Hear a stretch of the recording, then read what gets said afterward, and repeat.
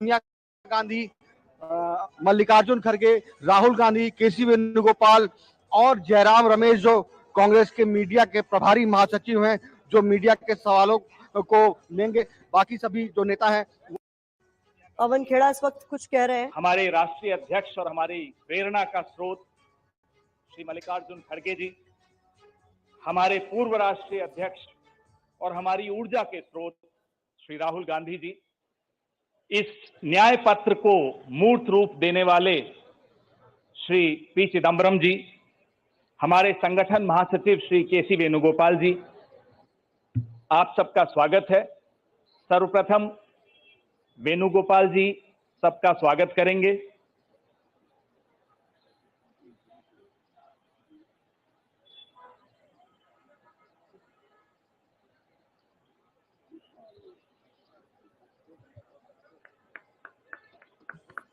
और कुमार विक्रांत हमारे संवाददाता इस वक्त वहीं से हमारे साथ मौजूद हैं, यानी कांग्रेस हेडक्वार्टर से। कुमार, जरा आप बताइए क्या क्या हो रहा है और ये जो 25 गारंटीज हैं ये कब तक सामने आएंगी, इनका ऐलान कब तक मुमकिन है? देखिए, कुछ ही देर में सभी का स्वागत यहाँ पर हो गया है। केसी वेणुगोपाल ने राहुल गांधी, मल्लिकार्जुन खड़गे, सोनिया गांधी और जो मैनिफेस्टो कमेटी के चेयरमैन थे पी चिदम्बरम, उनका स्वागत किया है।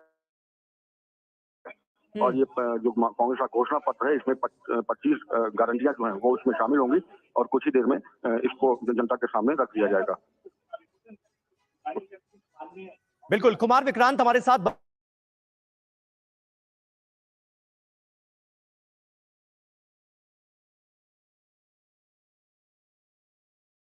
वो हमारे सामने होगा। युवाओं पर खासा फोकस करती नजर आ रही है कांग्रेस पार्टी। युवा न्याय की बात की गई है और बेरोजगारी के मुद्दे पर आगे बढ़ते हुए नौकरियां देने का वादा किया गया। ये देखिए, घोषणा पत्र जारी हो रहा है।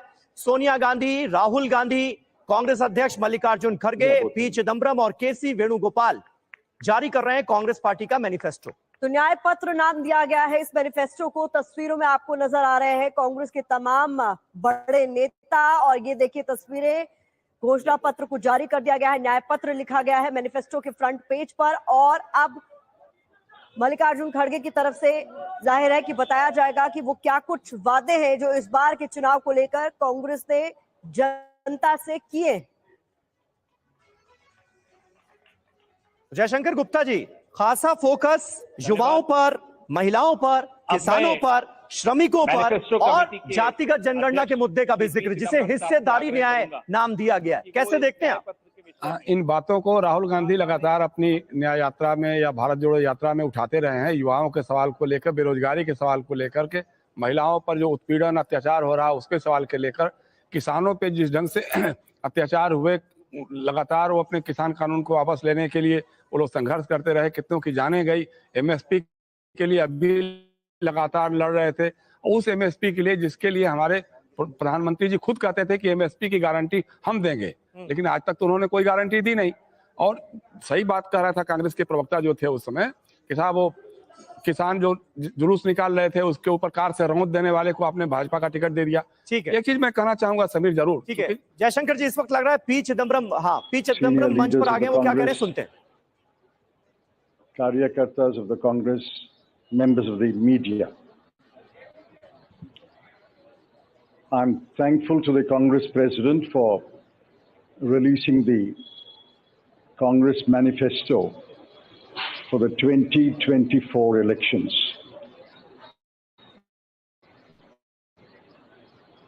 Earlier, the draft Congress Manifesto was thoroughly discussed in the Congress Working Committee. The recommendations of the members of the Congress Working Committee were taken into consideration, and with the final approval of the Congress President, some changes were made to the draft manifesto. And what we have today is the final manifesto approved by the Congress Working Committee and the Congress President. The broad theme of the manifesto is justice. Every aspect of justice has been threatened, weakened, diminished, and in some cases, denied in the last 10 years.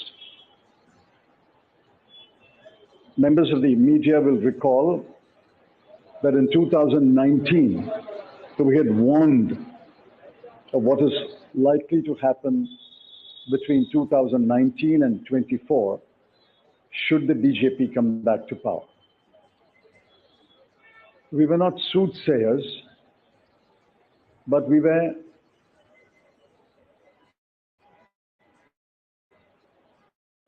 active workers on the ground who could sense what was happening in this country. I'm sorry to report that what we had predicted in 2019 has come to pass in 2024. We had said institutions will be diminished or captured. That has happened. We had said freedom will be restricted, and that has happened. We had said that the weaker sections of the people will be denied their rights and their privileges. That has happened. We had said that Parliament will be diminished. That has happened. We had said that we will inexorably move towards an autocracy. We are already described as an electoral autocracy by many, many thinkers of the world. That has happened. While we are unhappy that what we had predicted has happened, we have in this manifesto suggested bold measures to reverse the damage that has happened in the last 5 to 10 years. The overall theme of the Congress manifesto is 3 powerful words: work, wealth, and welfare. I shan't take long. I'll explain each word in one sentence. Work means we must create jobs. If anybody had any doubt, read the report of the ILO that was released 10 to 15 days ago. The government came up with a lame defense through the chief economic advisor, but the defense only made it worse. The ILO report shows that unemployment has assumed monstrous proportions in this country. Yesterday, the media carried a report that 30% of the outgoing class in the Indian Institutes of Technology, the premier institutions of our country, are unemployed. They have not been placed. Jobs, jobs, jobs is a cry everywhere in India. Work encapsulates that section on work. The sections on work encapsulates what we will do to create jobs. The second is wealth. Wealth must be created before it is distributed. On the contrary, the 5 years of the Modi government shows that wages have been stagnant in this country. The average income of the bottom 50% has either remained stagnant or diminished or decreased for the bottom percentiles. We have to create wealth, and that can only be created by growth. The UPA government delivered 8.5% growth in its first term, 2004 to 2009. And over a 10-year period, Dr. Manmohan Singh's government delivered 7.5% growth. Even the futile attempt by the BJP government to revise the figures made it 6.7%. But over the last 10 years, The average growth is only 5.8, and if you count the year that ended on 31st March, given the inflated figures, it will still be 5.9. The difference between 7.5 and 5.9, not a trivial difference. It is a difference that makes between a moderately slowing economy and a robust economy. So the second broad theme is wealth. We have to create wealth, which means we must have investment, capital investment, private investment, government investment, and foreign investment. Once we create jobs and once we set in motion policies that will create wealth, this country will go back to the high growth path of the UPA governments. The third section, which addresses many aspects of justice, is welfare. So work, creating wealth, which results in welfare. The welfare of whom? I have always accused the BJP government, the Modi government, is a government of the rich, by the rich, and for the rich. This government is driven only by the interests of the top 1% of this country. But we have to look at the bottom 50%. The bottom of the pyramid, the bottom 50% is as important as those who are well off.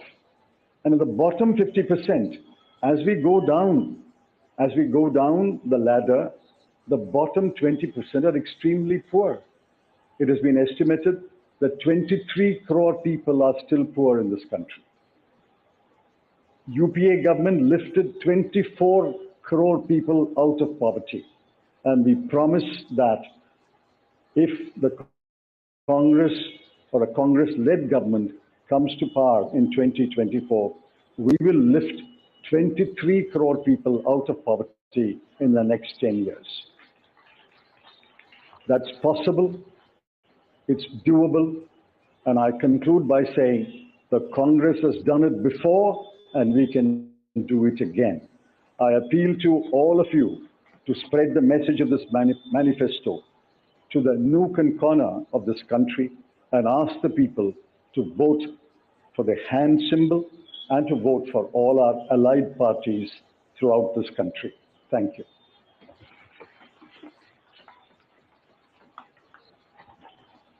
धन्यवाद चिदम्बरम साहब। मैं माननीय राष्ट्रीय अध्यक्ष श्री मल्लिकार्जुन खड़गे साहब से आग्रह करूंगा कि वो दो शब्द कहें।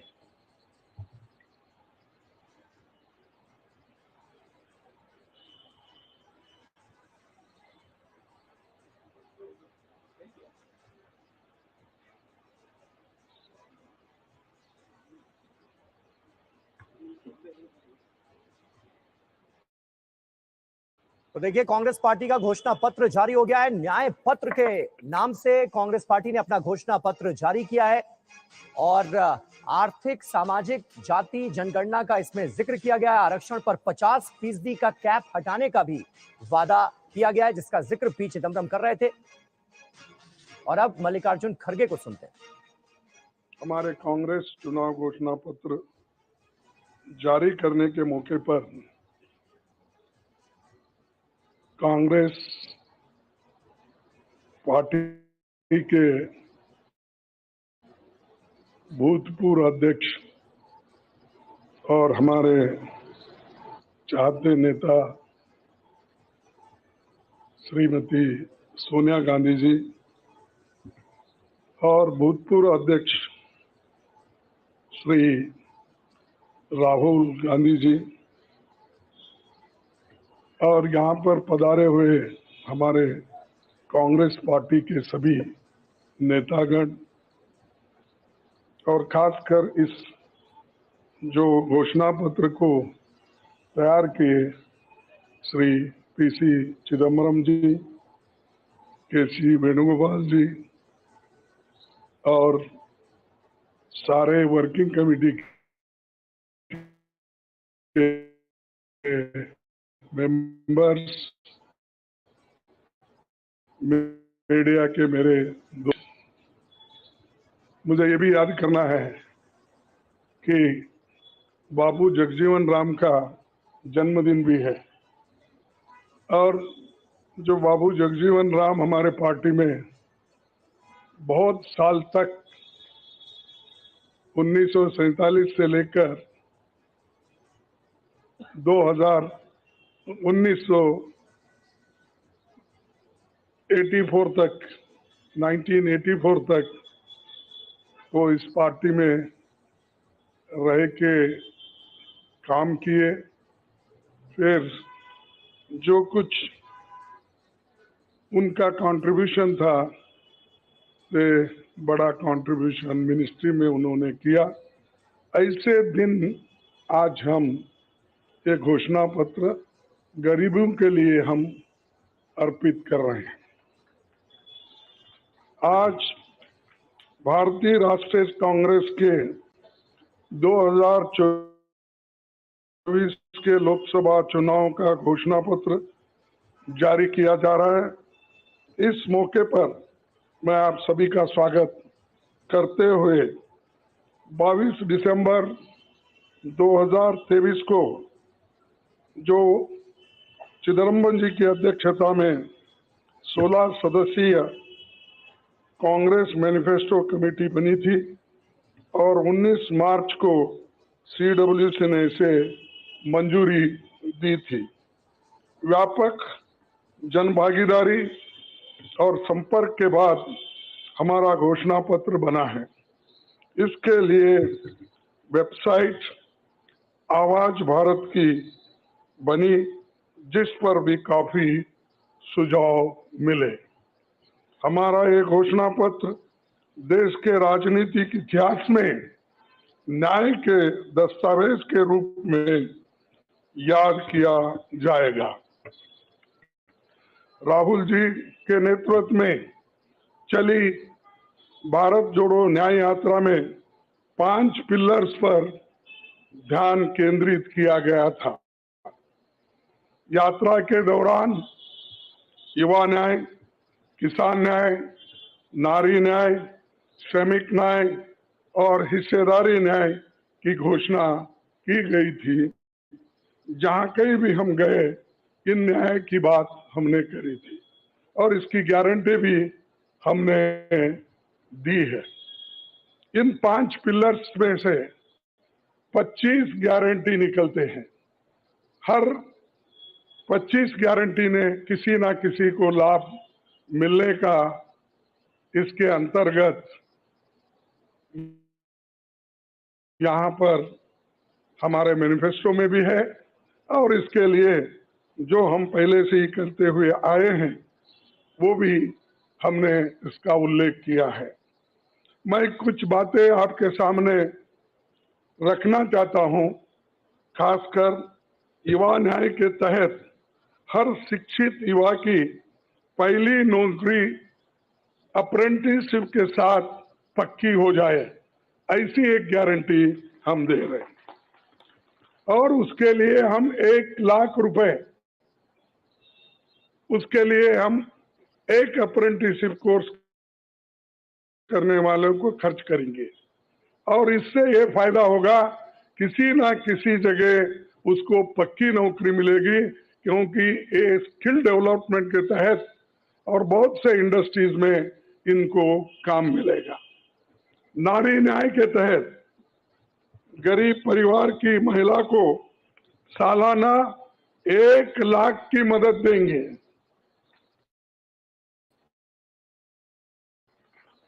कोई तालियां नहीं बजा रहे, क्या बात है?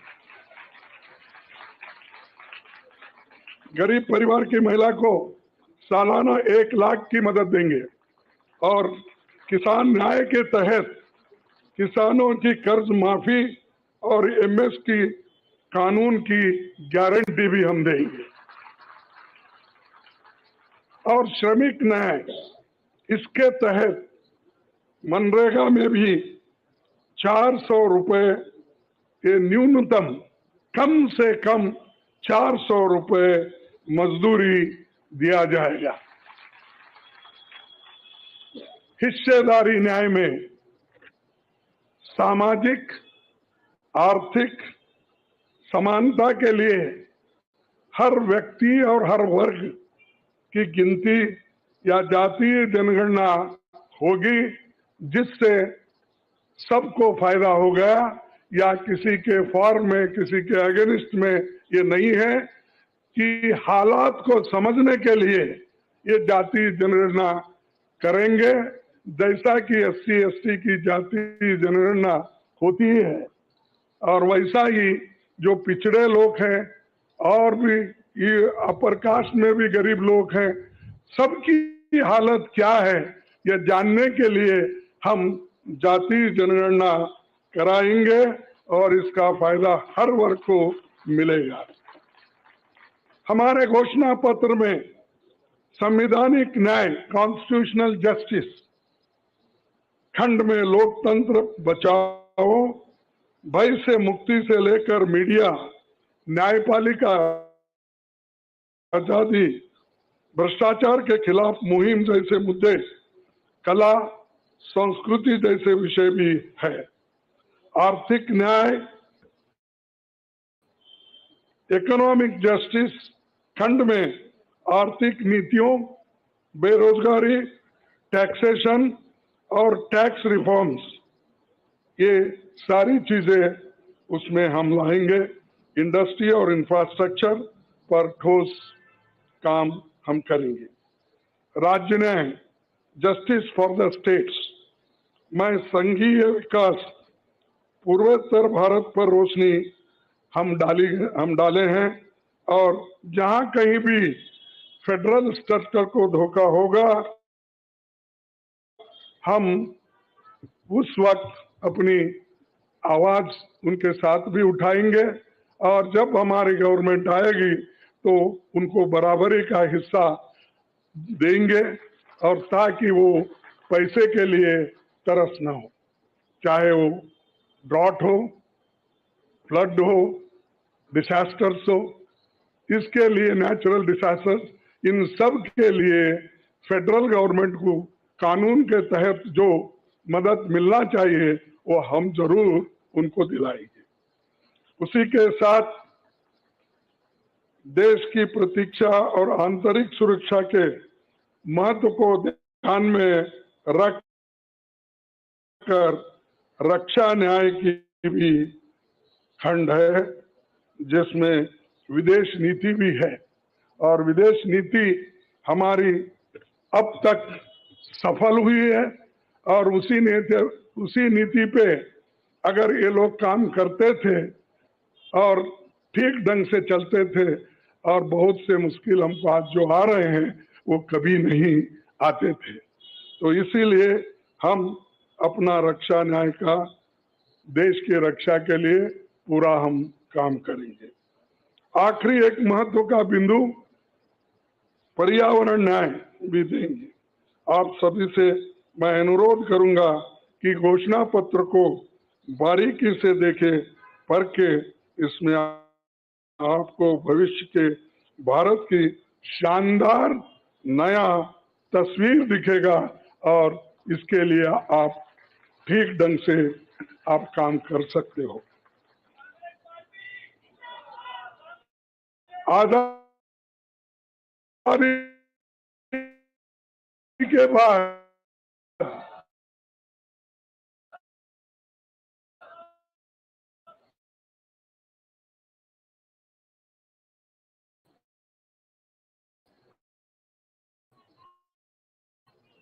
उन्नीस 1951-52 में चुनाव नीतिक दल घोषणा पत्र जाते हैं लोग, पर 19 से हमारा जो घोषणा पत्र कांग्रेस स्टैंड्स फॉर, उसका नाम था व्हाट कांग्रेस स्टैंड्स फॉर। ये टिप्पणी की गई थी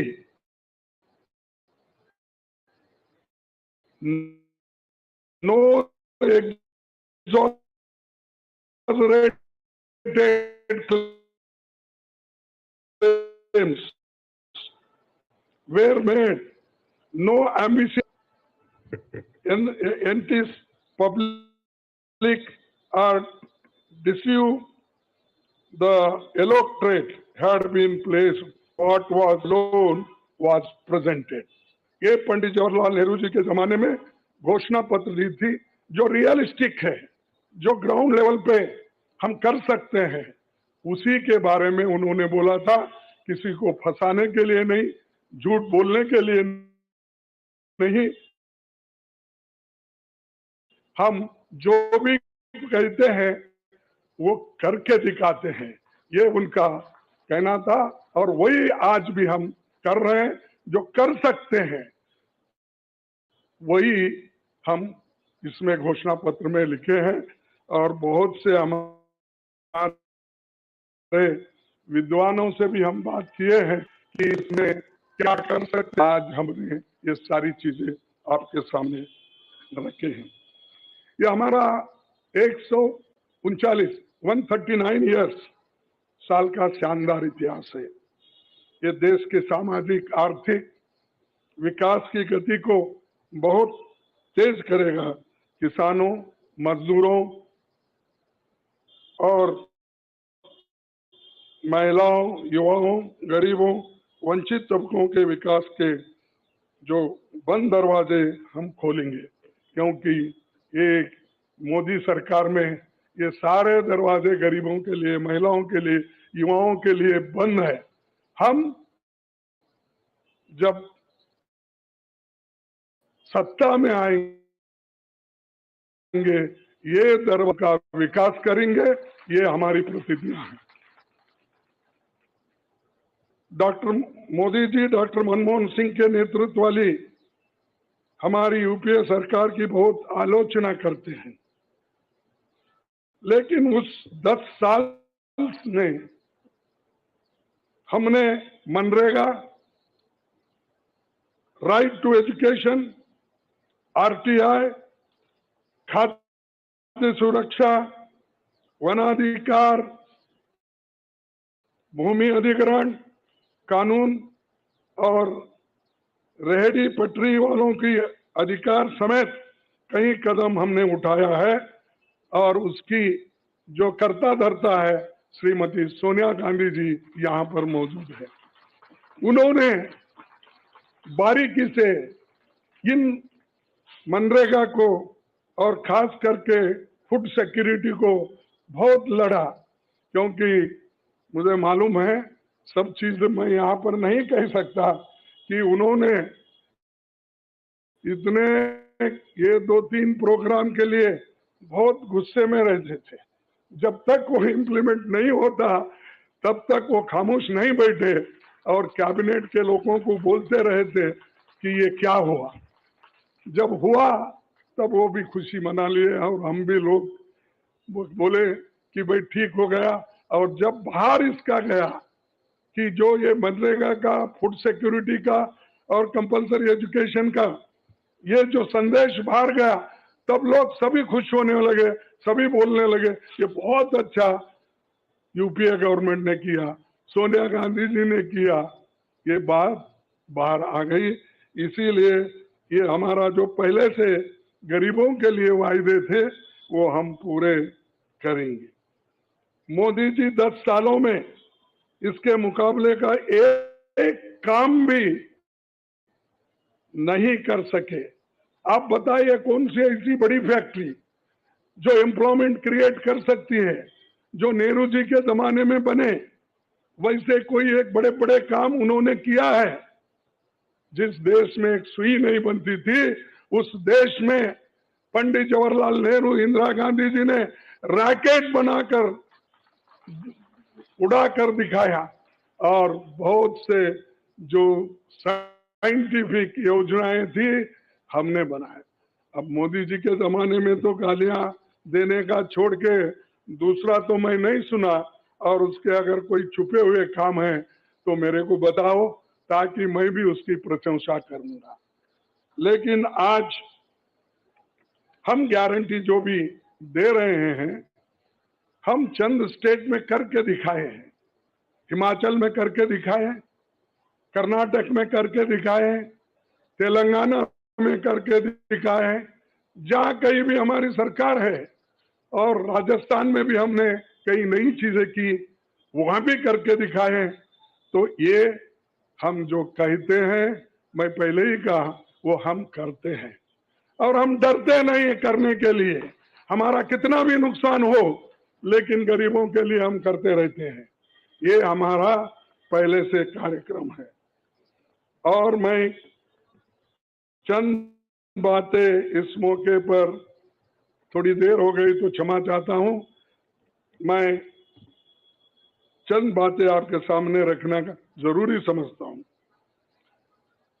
और आज क्या हो रहा है, विपक्षी नेताओं को जेल में बंद किया जा रहा है। चुनाव में सबको समान अवसर नहीं है और कई मुकदमे एक के ऊपर एक, छोटी छोटी, और हमारे पार्टी के ऊपर इतना बड़ा जुल्म किया और इतने हमारे को पेनल्टीज डाले। 3,567 करोड़ रुपए का हमारे ऊपर उन्होंने पेनल्टी डाली। क्या ये लेवल प्लेइंग ग्राउंड है? और ये हमारे ऊपर आज हो रहा, कल मीडिया के ऊपर होगा, मीडिया हाउसेस के ऊपर होगा, सबके ऊपर होगा। तो इसीलिए इसको, इस देश के डेमोक्रेसी को बचाना है, संविधान को बचाना है। इसीलिए हम सब लोग, देश के लोग एक होना चाहिए और लड़ना चाहिए। और जो ऑटोक्रेटिक मोदी साहब है, उनको हटाना चाहिए। ये मेरा आपसे विनंती है। जब तक आप ये काम नहीं करेंगे, तब तक हम सिर्फ बातों से नहीं होगा। आप लोग घर घर जाके, और हमारी गारंटी कार्ड जो है, इन गारंटी कार्डों को घर घर तक पहुंचाने का काम हमारे कार्यकर्ता करें। जब तक आप घर घर नहीं जाएंगे, वोटर से नहीं मिलेंगे, कुछ भी होने वाला नहीं है। सिर्फ स्लोगन से या मेरे भाषण से कुछ बदलाव होने वाला नहीं। बदलाव होगा तुम जनता से जब मिलेंगे, घर घर जाएंगे, महिलाओं से मिलेंगे, युवाओं से मिलेंगे, और जितने भी हमारे पेरेंट्स हैं, बड़े हैं, उनसे मिलके, किसानों से मिलके आप लोग काम करेंगे, तभी हम कुछ हासिल कर पाएंगे। तो इसीलिए मैं आपसे विनती करूंगा, ये काम हमारा आप करेंगे और इस ऑटोक्रेटिक सरकार को हटाने के लिए आप काम करते रहेंगे। अब बीजेपी का तो ऐसा है, चंदा दो धंधा लो, चंदा दो धंधा लो, कॉन्ट्रैक्ट लो, पैसे दो। तो उन्होंने काम किया और वो कहते हैं कि भ्रष्टाचार मिटाऊंगा। अरे भाई, 25 लोग हमारे बड़े बड़े नेताओं को आपने लिया और 25 नेताओं में 2 को तो एक पूरा एक्सोनरेट किया और 23 लोगों को फिर उनको भी एक्सोनरेट किया। अरे शाह साहब के वॉशिंग मशीन में इतने लोग जो भी जा रहे हैं, क्लीन होके आ रहे हैं, और भ्रष्ट लोग तुम्हारे साथ है, बदनाम हमको कर रहे हैं। मेरे पास तो नहीं है ना, मेरे पास जब तक थे तो आपने बोला वो भ्रष्ट है, फिर आप वो क्लीन कैसा हो गए, प्रामाणिक कैसा हो गए, ठीक कैसा हो गए? तो ये खुद ही इधर डराते हैं, उधर सब चोरों को लेते हैं। तो ये मेरा कहना है। इसीलिए आप इस बात को सोचिए, और हम सालों से गरीबों की सेवा करते हुए आए हैं, आगे भी हम करते रहेंगे। और जितने भी उन्होंने काम किया, मैं यहाँ गिनता नहीं, क्योंकि रेलवे में क्या किया, इन्फ्लेशन का क्या किया, अनएम्प्लॉयमेंट का क्या किया, ये सारे अगर बोलते कहूँ तो आप भी थक जाएंगे। तो इसीलिए मैं ज्यादा नहीं बोलता, आप सबको मालूम है, और हमारे पूरे इलेक्शन मैनिफेस्टो में वो चीज वहां पर है।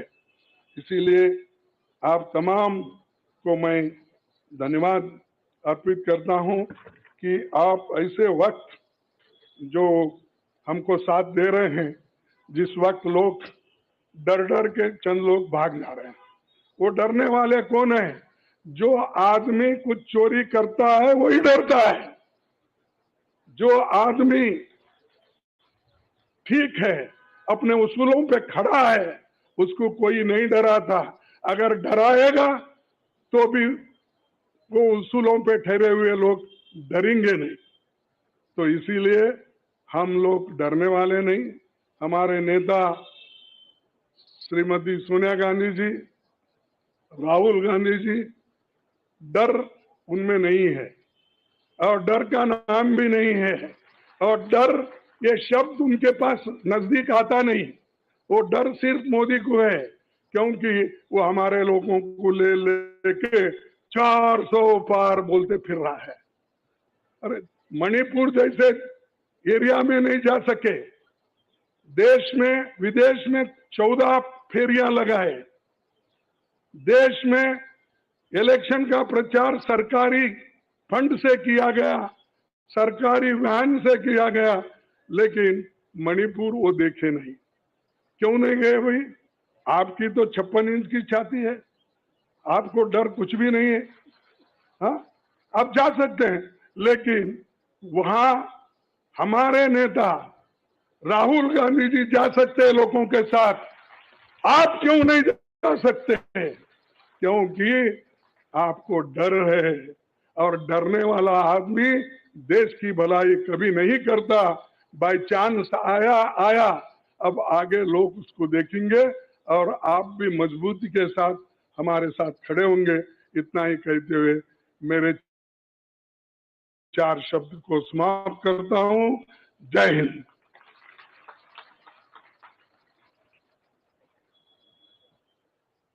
मल्लिकार्जुन खड़गे की तरफ से 48 पेज का मैनिफेस्टो जारी कर दिया गया है कांग्रेस पार्टी का लोकसभा चुनावों के लिए, और बड़े वादे किए गए हैं उनकी तरफ से। कहा गया जाति जनगणना को लेकर बड़ा वादा किया गया है कि अगर उनकी सरकार बनी तो जाति आधारित जनगणना कराई जाएगी, और किसानों के लिए कर्ज माफी, एमएसपी की गारंटी का वादा किया गया है। 30 लाख नौकरियों का भी वादा किया गया है, खाली पदों को भरने का वादा किया गया है। आपके सवाल जवाब होंगे और इसमें अनुशासन रखिएगा। सबसे पहले एजेंसीज को मौका दिया जाएगा, तो एएनआई सबसे पहले अपना सवाल पूछे।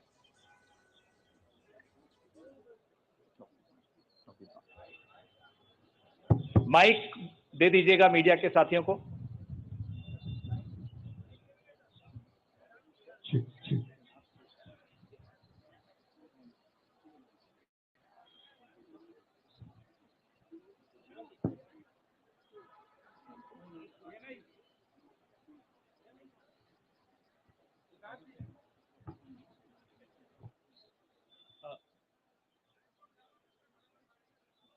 सर मेरा समय सिद्धार्थ हूँ, ये पार्टी ने अपना घोषणा पत्र तो मेरा सवाल जारी कर दिया है। आप लोगों ने एक प्रॉमिस किया है अपने मैनिफेस्टो में कि जो लोग पार्टियां छोड़कर जाते हैं, चुने हुए लोग, उनके लिए आप अमेंडमेंट करेंगे, 10th शेड्यूल में डालेंगे ताकि उनकी मेंबरशिप अपने आप बर्खास्त हो जाए। क्या इस तरीके की परिस्थितियां जो आज बन रही है, खासकर आपकी पार्टी इसको देख रही है, इसको ध्यान में रखते हुए आप लोगों ने मैनिफेस्टो में इसको डाला है?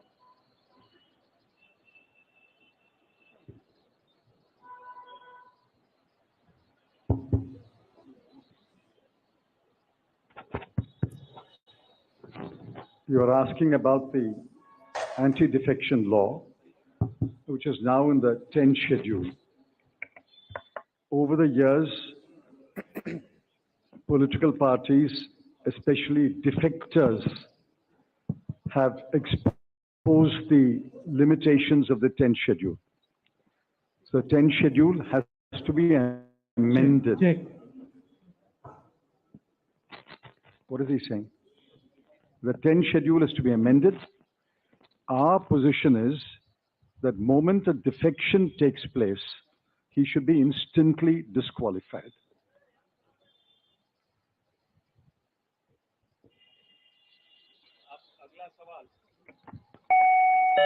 अगला सवाल PTI.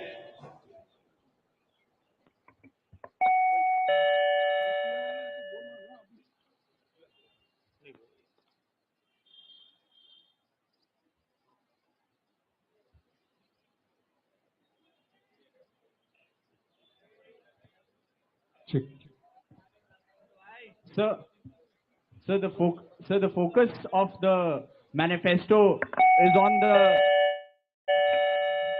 25 guarantees that the Congress has already announced. So will this election be a fight between Congress's guarantees and Modi ki guarantee?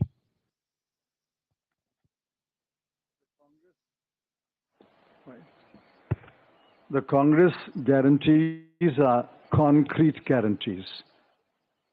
We have spelled out in English and Hindi and in due course in different languages what each guarantee means, what each guarantee will deliver to the people. Mr. Modi's guarantees are only in order to ensure that he is guaranteed a third-term job. Where is the guarantee? What happened to the guarantee of 2 crore jobs? What happened to the guarantee of 15 lakhs in the account of every Indian? What happened to the guarantee of doubling farmers' income? What happened to the guarantee of raising India's GDP to 5 trillion? I can offhand narrate at least 50 such promises of Mr. Modi. Mr. Modi's promises are empty promises. Our 25 guarantees are concrete guarantees.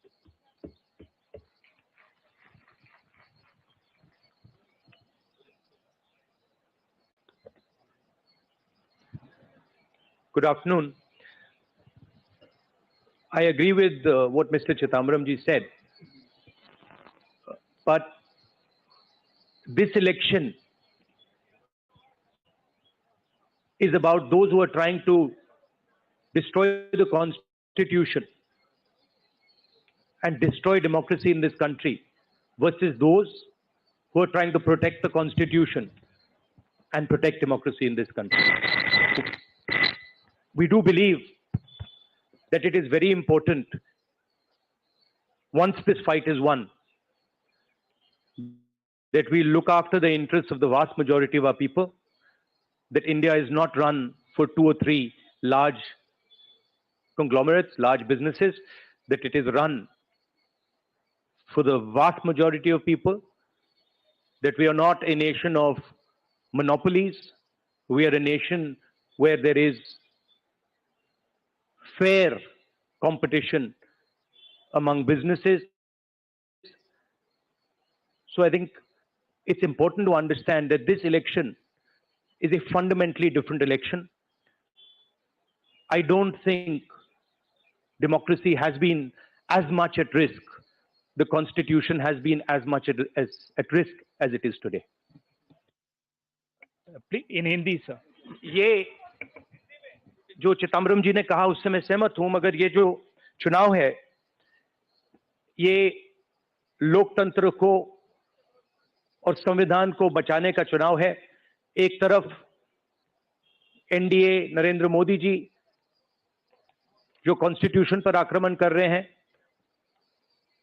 लोकतंत्र पर आक्रमण कर रहे हैं, institutions को capture कर रहे हैं, और दूसरी तरफ इंडिया अलायंस जो कॉन्स्टिट्यूशन की रक्षा करता है, लोकतंत्र की रक्षा करता है। तो ये चुनाव इन दोनों फोर्सेस के बीच में है।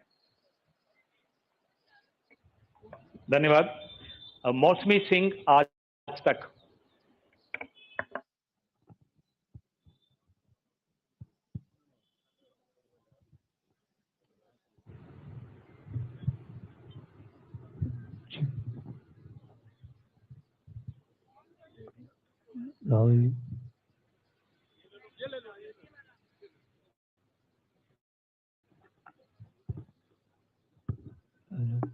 हेलो, मेरा सवाल मैडम सोनिया गांधी से है।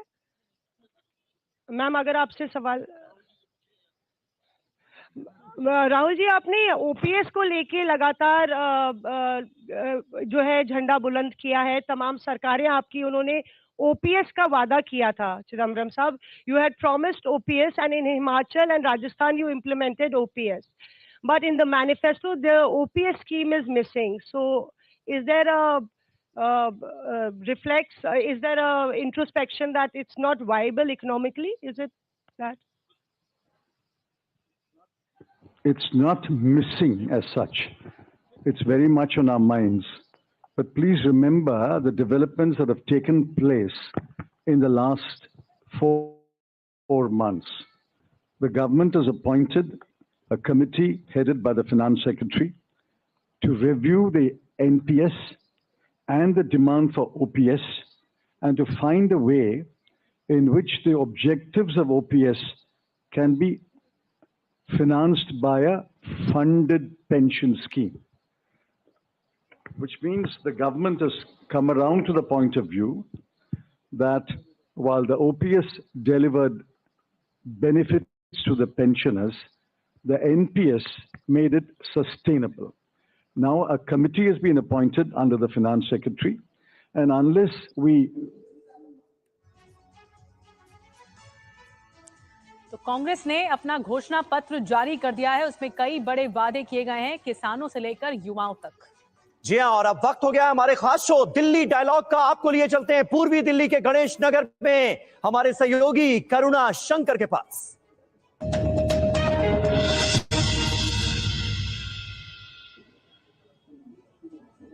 नमस्कार, दिल्ली डायलॉग में एक बार फिर से आप सभी का स्वागत है। आपके साथ मैं हूं करुणा शंकर शर्मा और आज हम पूर्वी दिल्ली लोकसभा सीट पर मौजूद हैं। और देखिए, आज की जो शुरुआत करेंगे वो हम करने वाले हैं संजय सिंह की तरफ से जो दावा किया गया, बड़ा खुलासा किया गया है। शराब घोटाले, आबकारी घोटाले में बीजेपी के नेता शामिल हैं। प्रेस कॉन्फ्रेंस करके ये आरोप लगाया गया, ये दावा किया गया। बात हम कांग्रेस के मैनिफेस्टो की भी करेंगे, जिसमें कई बड़ी बातें, कई बड़े हम करेंगे, क्योंकि अभी जस्ट कुछ ही देर पहले इसी पर हम बात करने वाले। देखिए, कांग्रेस की तरफ से घोषणा पत्र आ गया है। 5 न्याय और 25 जो गारंटियां हैं उसका जिक्र किया गया। और सबसे बड़ी बात यह कही गई है कि एमएसपी हम देंगे, एमएसपी पर गारंटी की बात कही गई। 14 लाख नई नौकरियों की बात की गई है। कितना विश्वास हो रहा है आपको कांग्रेस के घोषणा पत्र में? क्योंकि यही घोषणा पहले भारतीय जनता पार्टी की तरफ से की गई थी।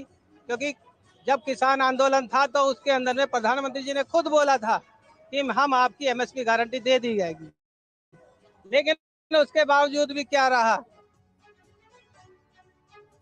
में तो कुछ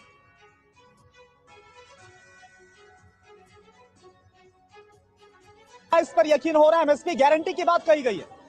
ऐसा है, जब अब बीजेपी ने नहीं करी तो अब वो भी चाह रहे हैं कि हमको वो बाकी वोट मिल जाए। वो क्यों नहीं जाएंगे? आपको लग रहा है पॉलिटिकल माइलेज के स्टंट आपको उन्होंने नहीं दी तो ये दे दे। देखिए, और भी बड़ी बातें कही गई। 50 जा रही है, क्या बोल रहे हैं? जो ये क्या कांग्रेस है गलत कर रही है। जब जो सत्ता के अंदर बैठी हुई है सरकार, वो नहीं पूरा कर पा रही, तो ये सत्ता में अभी आए नहीं है। यानी कांग्रेस की बातों पर, वादों पर कोई विश्वास नहीं हो रहा, कोई विश्वास नहीं हो रहा। दिन घटती जा रही है, उसकी कोई वैल्यू नहीं है। इस वक्त कांग्रेस की कोई वैल्यू नहीं है। ये केजरीवाल से भी क्या गुजरा है। क्या बोल रहे हैं आप? कोई विश्वास नहीं है कांग्रेस पे। कोई क्यों नहीं हो रहा? कोई विश्वास नहीं, विश्वास ही नहीं है। क्या रहा थी भाई? वो 5 न्याय 25 गारंटी की बात बोल रहे हैं। किस चीज का न्याय? राम मंदिर बन गया ना, किसने बनाया? मोदी जी ने बनाया है। कांग्रेस थी सत्ता में। राम मंदिर आपके लिए मुद्दा है? मुद्दा है, क्यों नहीं है मुद्दा? हम हिंदू हैं, हमारे लिए बड़ा मुद्दा है और आज बहुत गर्व। और कांग्रेस सत्ता में नहीं आ सकती। लेकिन देखिए, कई बात है। अग्नि फिर को की बात कही गई। 30 लाख जो खाली